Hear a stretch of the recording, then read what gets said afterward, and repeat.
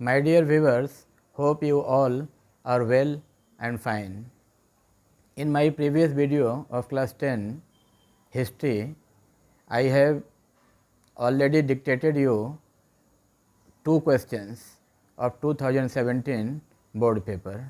Now today I am going to discuss you the third one, and the question is, why did the Santhal rebel in 1855? Answer: the Santhal tribal community burst out in rebellion because their peaceful life was disturbed by various agents of the colonial British rulers. Santhal आदिवासी समुदाय के लोग इसलिए आंदोलन किए, इसलिए विद्रोह किए क्योंकि उनका शांतिपूर्ण जीवन डिस्टर्ब किया जा रहा था by various agent of the colonial British ruler.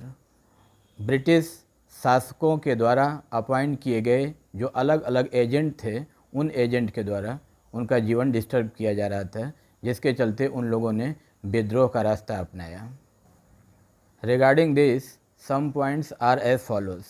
Number A, the rent question created a stir among the Santhal. Rent माने भूमिकर। भूमिकर एक ऐसा प्रश्न था, भूमिकर को आप लगान भी कह सकते हैं। लगान आप लोग अच्छे से जानते होंगे क्योंकि एक फ़िल्म आई थी वो आमिर खान साहब की लगान, जिसमें आप लोगों ने देखा होगा कि किस तरीके से भारत के लोग उस मैच को बचाने में लगे थे कि अगर मैच जीतेंगे तो लगान माफ़ होगा, नहीं तो लगान देना पड़ेगा। उस फिल्म को देख करके, उस जद्दोजहद को देख करके आपको समझ में आ गया होगा कि टैक्स उन दिनों कितना बड़ा मैटर था। वही क्वेश्चन है, the rent question created a stir among the Santhal. माने रेंट के प्रश्न पे संथल बहुत ज़्यादा गुस्सा हो जाते थे, नाराज़ हो जाते थे, या हम ये कह लें कि यह लगान एक ऐसा प्रश्न था जिसने पूरे संथल जाति को हिला के रख दिया था। The rate of tax levied by the foreign rulers went on increasing to such an extent that they found it difficult to pay. जो भी टैक्स अंग्रेज़ों के द्वारा लगाया गया था, फॉरेन रूलर माने विदेशी रूलर, दैट मीन्स अंग्रेज़ों के द्वारा जो टैक्स लगाया गया था, वेंट ऑन इंक्रीजिंग, वो बढ़ता ही जा रहा था और बढ़ते बढ़ते एक ऐसी सीमा पे पहुंच गया that they found it difficult to pay, जहाँ पे संथलों को उस टैक्स को दे पाना कठिन होने लगा। माने वो अपने आप को अनकम्फर्ट फील करने लगे उस टैक्स को देने में। Number B, the tax collectors of the zamindar were in the habit of exacting extra money beside the tax levied that enraged the Santhal.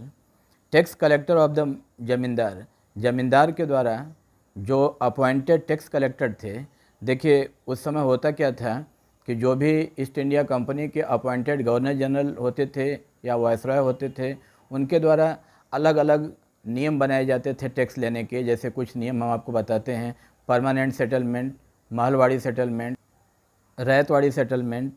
ये कुछ ऐसे सेटलमेंट्स थे जिसके द्वारा ज़मीनों को तय किया जाता था कि कैसे ज़मीन का बंटवारा होगा और किस तरीके से उस पर टैक्स लागू किया जाएगा। और ये टैक्स लेने का काम ज़मींदार करते थे, और ज़मींदार अपने कुछ आदमी रखे थे जिनको टैक्स कलेक्टर कहा गया है, वो जा कर के टैक्स लेते थे। यहाँ पे है क्या टॉपिक आपका, the tax collector of the जमींदार। जमींदार के द्वारा, यानी ज़मींदारों के द्वारा अपॉइंटेड जो टैक्स कलेक्टर थे, उनकी आदत बन चुकी थी कि वो एक्स्ट्रा पैसा की मांग करते थे बिसाइड द टैक्स लेविड, मतलब जितना टैक्स लगाया गया था उसके अतिरिक्त पैसे की मांग करते थे, वो उसके अतिरिक्त धन चाहिए उन्हें।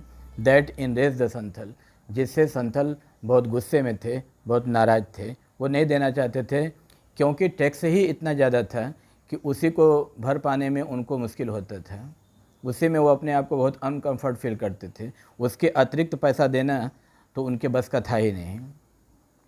Number C, the Santhal were also subjected to oppression by the money lenders.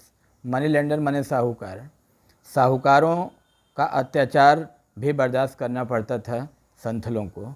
अब आप लोग ये सोच रहे होंगे कि जो टैक्स दिया जाता था, माने संथल या कोई भी किसान जो टैक्स देता था, वो तो अंग्रेज़ों को देता था, वो ज़मींदारों के द्वारा जो अपॉइंटेड लोग थे, जिनको टैक्स कलेक्टर हम कह सकते हैं, वो आते थे टैक्स लेने के लिए। फिर इसमें ये साहूकार कहाँ से आ गए? जी हाँ, साहूकार आ गए, क्योंकि जब किसानों के पास पैसे नहीं होते थे तो ये उन साहूकार महाजनों के पास जा कर के पैसे उधार लेते थे और वो उस पैसे को ऐसे ही उधार नहीं दे देते थे कि मानवता के नाम पे दे दिए, वो उसके ऊपर टैक्स लेते थे, टैक्स नहीं, इंटरेस्ट लेते थे। द रेट ऑफ इंटरेस्ट, सुनिएगा ज़रा उनका रेट ऑफ इंटरेस्ट क्या था। The rate of interest demanded at the time range from 50 to 500%। उनके रेंज माने उनके टैक्स की जो रेंज थी वो 50 से लेकर के 500 तक थी। माने वो 100 रुपये पे 50 रुपये भी लेते थे और 100 रुपये पे 500 रुपये भी लेते थे। यानी वो अमाउंट 50 रुपये भी लगता था, 100 रुपये, 150 रुपये, 200 रुपये, बढ़ते बढ़ते 500।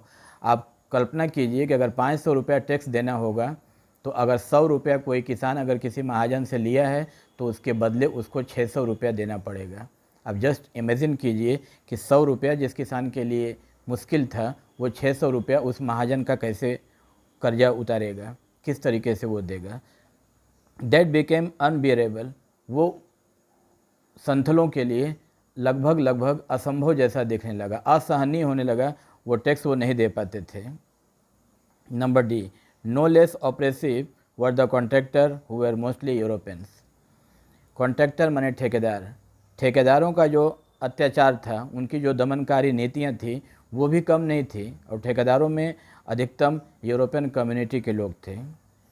Complaint made to the court against the operations, इन तमाम अत्याचारों के खिलाफ जो कंप्लेन संथलों के द्वारा जो कोर्ट में दर्ज कराई गई, मैंने जो कंप्लेन वो फाइल किए, बीइंग ऑफ नो अवेल, उससे भी कोई लाभ नहीं हुआ।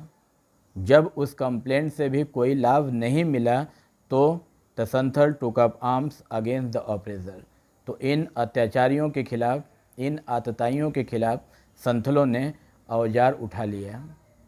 इन आतताइयों, इन अत्याचारियों के खिलाफ संथलों ने हथियार उठा लिया। क्यों? क्योंकि उनके पास कोई दूसरा चारा नहीं बचा था। Through the rebellion the Santhal wanted to take possession of their habitat. इस विद्रोह के द्वारा, इस आंदोलन के द्वारा संथल ये चाहते थे कि उनके ज़मीन पे उनका कब्जा हो, उनका अधिकार हो। वो अपने ज़मीन पे अंग्रेज़ों का यानी विदेशियों का अधिकार वो नहीं बर्दाश्त कर रहे थे। Also the rebel wanted to set up a government of their own, और उन लोगों की ये भी इच्छा थी कि उनको जो गवर्न करे, यानी उनके खुद की अपने द्वारा चुनी गई गवर्नमेंट हो, वो विदेशी शासन भी बर्दाश्त नहीं कर रहे थे। Thanks for watching my channel and giving your precious time.